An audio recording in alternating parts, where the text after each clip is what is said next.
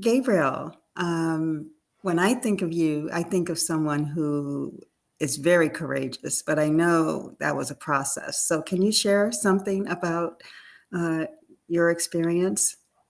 Yeah, sure. So, as all of us, I have a lot of dreams, what I want to do in my life, and one of those dreams is to see a lot of places. And for me, it's interesting that every time I go on a big venture, I go on a big journey, I'm always afraid. And most people they don't think this, or they wouldn't think that because they hear a story after I was there. But recently, I went to Brazil, and I've always wanted to go to South America, but I was always afraid of security because I come from Europe. You know, it's very safe usually, and you don't think about anything there. You just walk around every time of the day and night, and just don't think. You know. And I knew it's different here. I need to be aware of that. It could be potentially more dangerous. And I've been wanting to go to Brazil for maybe 20 years. I didn't do it, and so this year I decided, okay, I'm gonna do it. And so I was super excited. I was like, okay, yes, I'm gonna book the flight. And I booked the flight. And I was no, actually before that, before I made this decision, I was like, should I do it or not do it? I was talking to somebody who is from Brazil, and so we're talking about the whole thing, because I figured out one thing when I'm afraid. It's always good to talk to people who've been through the experience, who've been there, who've went the path.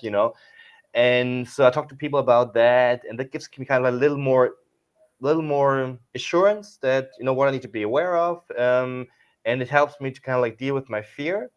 But so then I said, okay, I'm gonna do this. I'm gonna fly, and I booked the flight, and then I was excited for like one day, and I was totally paralyzed. I was like, shit.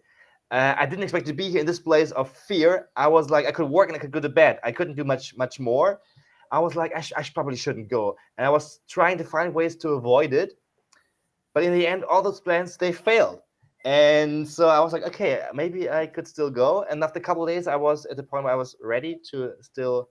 I still had time. I was booking like a week ahead, and so I still had some time. And I was going through this phase of absolute paralysis. And then at some point, I kind of like went through it, went out of it, and yeah, and I went. And I think once I was in the plane, I was like, okay, and now I'm gonna go. There's no way to go back, and then it went really, really well. I'm really happy I did it. So, how long have you been there? I've been there for like 2 months now, I think. Almost 2 months. Almost 2 months. And yeah, nothing bad happened to me. I mean, I've seen things I didn't want to see, but I love it.